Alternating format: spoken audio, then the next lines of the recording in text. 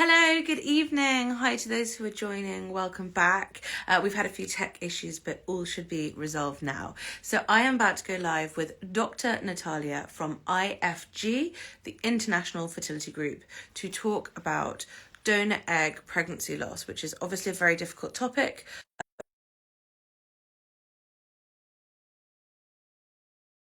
To ask her today, and I welcome you to ask questions too. So hopefully, here we are. We're live. Hello, Wow. welcome. Good evening, Good Dr. evening. Natalia. How are you? How are you? Hello, everyone. Oh, I'm fine, thank you. Thank you for inviting for this Absolutely. wonderful meeting. Sorry Absolutely. for this disconnection. We are here now, so that's what matters. Before we start, please could you briefly introduce yourself and your role at IFG and tell us a little bit more about the International Fertility Group? Okay, thank you very much. I am Dr. Natalia Pylypenko. I am international gynecologist with fertility specialization, and my goal is your positive beta HCG result. Our International Fertility Group have a lot of facility all over the world, and our main facilities are Lviv, Košice, Slovakia, also Tirana, Albania, and Manila in Philippines. And we are ready to give you the best services as we can. Fantastic. Thank you for that introduction. We do have a lot of followers and readers who are looking for fertility support abroad, so this is very useful to hear about. Today's topic is around donor egg pregnancy loss, which is obviously a very, very difficult topic to discuss and something to experience, but people want to know what's next, how that might occur, what your options might be, and really help with dealing with that from an expert such as yourself. So please could you start by explaining what can cause a miscarriage and what can cause a miscarriage with donor eggs when we know that pregnancy success rates are normally much higher with donor eggs?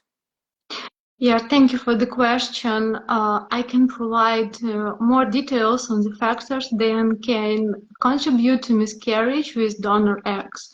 Of course, it can be uterine issues. The health of the uterus is crucial for a successful pregnancy. Structural abnormalities such as fibroids or polyps or may interfere with implantation or fetal development, increasing the risk of miscarriage.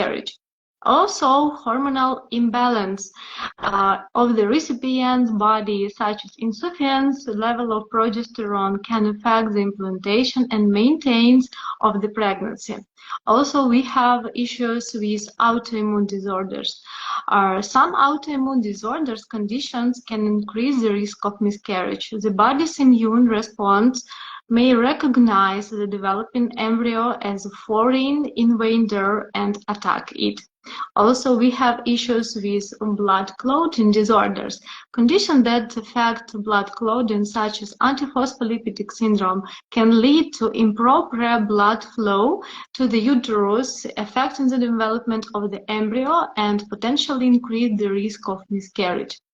Also, we have issues with infections and illness of the mother. Also, we have issues with environmental factors, and of course, the main patients of their donor eggs program is the patient of advanced maternal age. While donor eggs are typically from younger, healthy donor, the age and health of the recipient can still play a role. Advanced maternal age is generally associated with a higher risk of miscarriage. So, what is the difference between regular miscarriage with your own eggs and miscarriage with donor eggs? Uh, we don't make such difference because also we have patients with advanced maternal age who are undergoing to the mitochondrial donation program, and they have embryo transfer with their own embryos. by their own DNA, but donor eggs are typically obtained from young health donors, and that is why this screening process aims to minimize the risk of genetic abnormalities and reproductive health issues. Also, we have a rule we are undergoing for the program of frozen egg donation. We are undergoing this PGS testing. PGS testing increase their successful implantation rates to 80%. Wow. Okay. And are there any ways to reduce the chance of miscarriage? Of course, the first recommendation from our sides is going to PGS testing. Without PGS testing, as I mentioned before, we have a not so big implantation rate. And to increase the implantation rate, firstly, we are asking to undergo this PGS testing. The other recommendation also vary from the physical recovery of the ladies. Also, we provide psychological counseling, and we have a medical support team 24 hours for 7 days who are ready to provide all necessary support for positive pregnancy testing. Okay, that's good to know. Thank you. And for anyone who would like to find out more about IFG and Dr. Natalia and the team, please don't hesitate to reach out. If you go to our link in bio, you'll be able to contact the team. And after a miscarriage, lots of people want to know how long you should sort of take for your body to recover and emotionally to recover before you think about what you might do next. After their unsuccessful issue, we have a meeting with our embryologist, with our genetic counseling, our IVF specialist, and with the patient, and we discuss all next steps when we are ready to perform the next embryo transfer. Also, we check the number of embryos, the number of PGS testing embryos. We also discuss the additional lab test, for example, implantation window or Chicago blood test to check the immunological issues of the recipient's body. After that, we discuss when it is most suitable to perform embryo transfer. If we haven't got any issues that can affect to their success of the next embryo transfer, we can discuss to make in one cycle after the miscarriage. Okay. So this is, Okay. but every issue, every case is individual. Only after counseling we can discuss when and how we will perform. Maybe we will change something with protocol for preparation of endometrium or etc. Would you do any testing after pregnancy loss or donor egg pregnancy loss to sort of identify or try and sort of work out what may have been the reason? Yes, of course. We perform endometrial testing as Emma-Era-Ellis, endometrio or implantation window, or we need to check maybe this is chronic endometritis, etc. And also we need to check the immunological factor. But it's not necessary if we have first miscarriage after the donor eggs program. So this is like, after a second or third attempt unsuccessful. Only after that, we can advise to check all these tests. You mentioned PGTA, which I think is important, especially around donor eggs. Would you normally do PGTA on embryos made from donor eggs? Yes, we ask to undergo to this test because our team is providing that we need to make as best as we can, and we need to be 100% sure that we are transferring the euploid healthy embryo. That is why we are asking for our patient to undergo for this PGTA testing. I think that's what can be so hard for people, isn't it? The fact that if PGTA tests show what looks like a normally chromosomal embryo, then it's very, very hard to hear that that hasn't worked, or it has worked and then the pregnancy doesn't continue. Yes, sometimes it's happened, and that is why if we have PGS test in embryo after the miscarriage, we are having meeting and discuss what we should change in our protocol, what additional test we can make. Because firstly, if we have PGS test in donors eggs embryos, we don't need to make any additional test before the first embryo transfer, before the first attempt, because we have 80% success for the implantation rate. So that is why we understand that it's not so easy for undergoing with miscarriage after the PGTA test in embryos, but we still have this 20% unsuccessful rate, and we need to understand what causes this 20% unsuccessful rate in this individual case. Yeah, that makes complete sense. As I mentioned before, if anyone has any questions around donor conception, donor eggs, pregnancy loss following donor eggs, for example, please do reach out to the team at IFG. Dr. Natalia and the team would be very happy to answer your personalised questions, and for a treatment plan, please follow our link in bio for more information. You mentioned a little bit about the support that you offer at IFG, but can you talk a bit about the emotional support available for your patients? Yes, of course. So we have yoga instruction in our team. We have art therapist in our team, and on the requires, we can provide these services as well. Also, we have counseling of psychologists if the couple or the patient who is undergoing for IVF with us is need to be counseling by a psychologist. We can provide as well these services.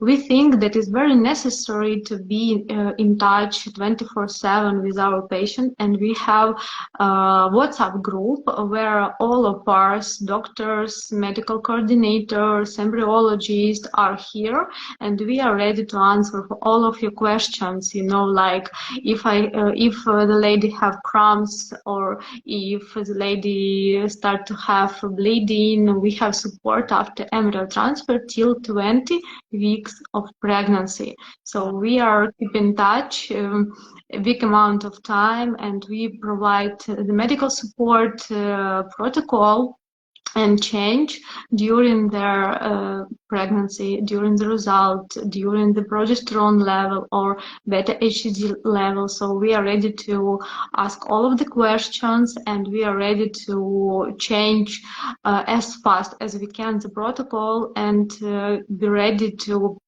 answer if it's okay or not, what shall we do, And did you, etc. and I think that you mentioned before that people, if they want to do another cycle after pregnancy loss following donor conception, or without donor conception, that you could start the next cycle. Is there any reason why people might wait? Also, we discuss every time with the patient. For example, right now we are preparing a few patients who has unsuccessful previously attempts, and they are just with new cycle, just immediately after unsuccessful attempt, they are starting new attempts. So this is only up to the patient, and we can't force the patient. We need to be sure that the patient is emotionally, psychological, physical, healthy, and if everything is okay with these issues, we can undergo the next cycle. Fantastic. That's really promising to hear. Thank Yeah. you. If anyone has any Sometimes, questions. you know, sometimes we have issues that is very hard to understand with the women, and they need to have 2, 3, even 5 or 6 months to make relief, and after that they are ready to have next attempt. Okay. And if someone has had pregnancy loss following conception via donor eggs, would they tend to look at moving on to another donor and using other donated eggs? What would be your advice in terms of how long you try with the same donor's eggs? Yes, thank you for the question. It's a really interesting question. Every time when we receive this question from the patients, we also have a meeting with our embryo team. We discuss every case. Also, we check we have like track the donor eggs, and we can understand how many successful pregnancy from this donor we are already have, because we are egg donor banks Mm-hmm. as well, so we know what oocytes are using and where. So in this case, we can be 100% sure about the quality of the donor eggs, but sometimes the eggs is not available in the bank, and in this case we need to change the donor. This is the first issue. Second issue, that we need to change the strategy. For example, sometimes we make mixed program. For example, we have sperm from the partner and we mixed 2-3 donors. For example, we have 8 oocytes, 3 from one donor, 3 from another donor, and 2 from the third donor. We have these issues.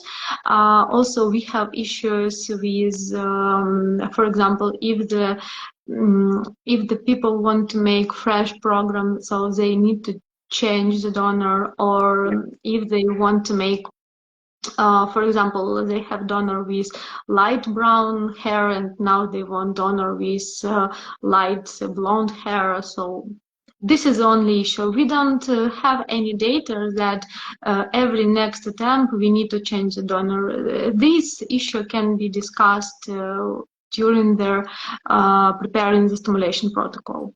And when someone purchases donor eggs, how many are they likely to get for a in a group of eggs that they may purchase?